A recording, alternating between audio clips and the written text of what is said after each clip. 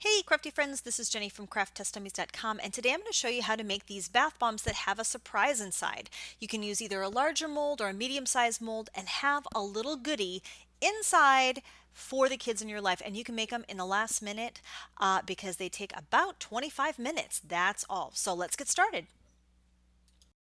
This recipe really only has four main ingredients: cornstarch, baking soda, citric acid, and coconut oil.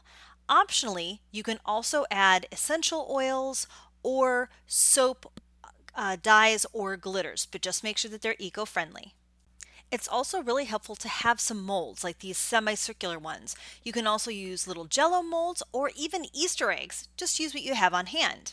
Now for these we are making little mini prize bath bombs. So as you can see, I bought these little teeny weeny erasers, and these are 1 inch bubble containers. I'll have a link below. I got them on Amazon. They came in 2 days. You can also find bigger bubbles, but I wanted one that fit into these smaller molds, which are about 2 inches. You can get bigger bubbles if you have bigger molds. You see how that's going to work. Just make sure that your little bubble containers fit inside, because you do want to put your goodies inside the bubbles.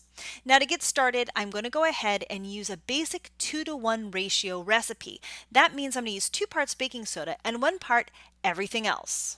Because I'm making some of the bigger bath bombs, I want to have a lot of material, so I'm going to be using 2 cups of baking soda for this particular recipe, and then I'm going to add 1 cup of cornstarch. That kind of makes it all stick together really nicely.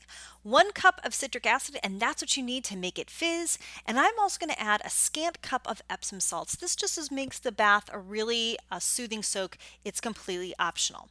The next thing we're going to do is mix it all up and break up the clumps. And you really want to make sure that all of these dry materials are mixed thoroughly first. Much like baking, if it's all mixed at this point, when you add your liquid ingredients, it'll just go together much more nicely. Okay, so once that's done, go ahead and melt your coconut oil in the microwave or in a double oven. It actually has a very low melting point. About 2 minutes on 3/4 power was enough for me, and I made about a cup. I think that's about right for this recipe. Again, it's 2 parts baking soda, 1 cup everything else. And now I'm adding some essential oils. These were not very strong. They were kind of like from TJ Maxx on sale. So depending on how potent your oils are or your scents are, you may want to just go easy on that, but about a teaspoon is good, or this is about 30 drops. And then just give that a little mix up and you're ready to go ahead and add it to your other ingredients.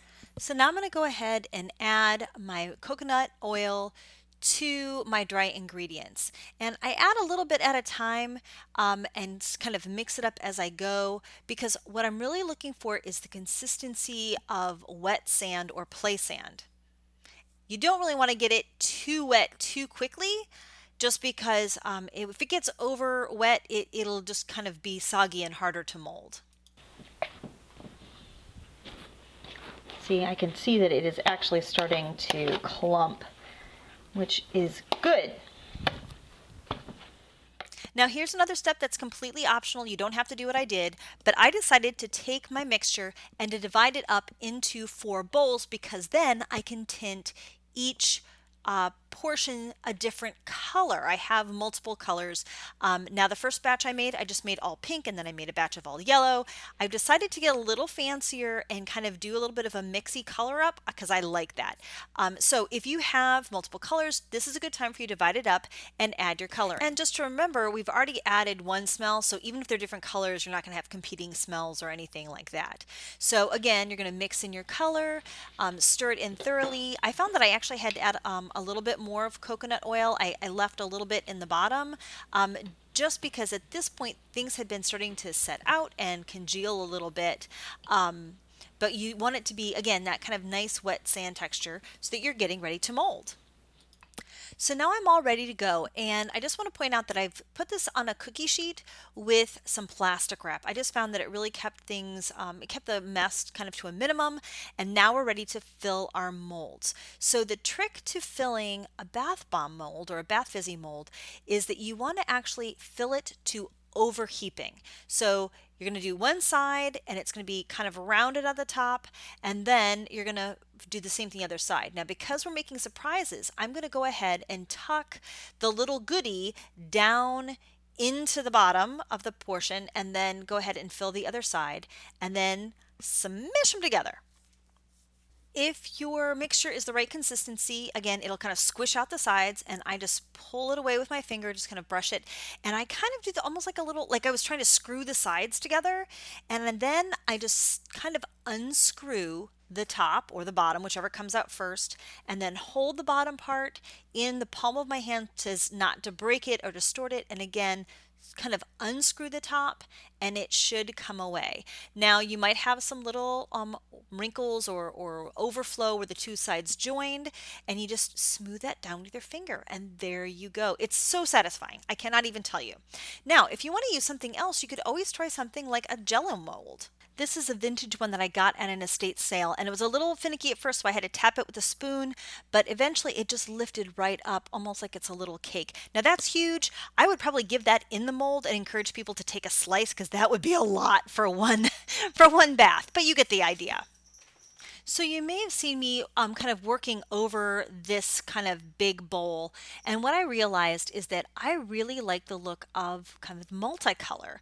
So I go ahead and make my bigger ones first over this bowl and then I just use up the scraps. And now I'm going to use this littler mold and I'm going to show you again just that technique of overfilling, pushing the two sides together hard and then kind of almost like you're screwing it back and forth and back and forth, and then slowly pulling off one side, holding the other, and then twisting and pulling off to get the other one. It's just so perfect. I was completely addicted to these and I have made over 30 in a day. But now that you've made them, let me show you how I package them up.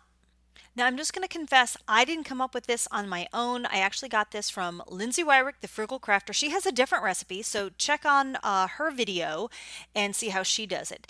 But what I found is I wrap it up with a little bit of regular plastic wrap or saran wrap, and then you're going to hit it with your heat tool. Now, you're not going to want to spend too much time on it because we don't want to melt the coconut oil inside.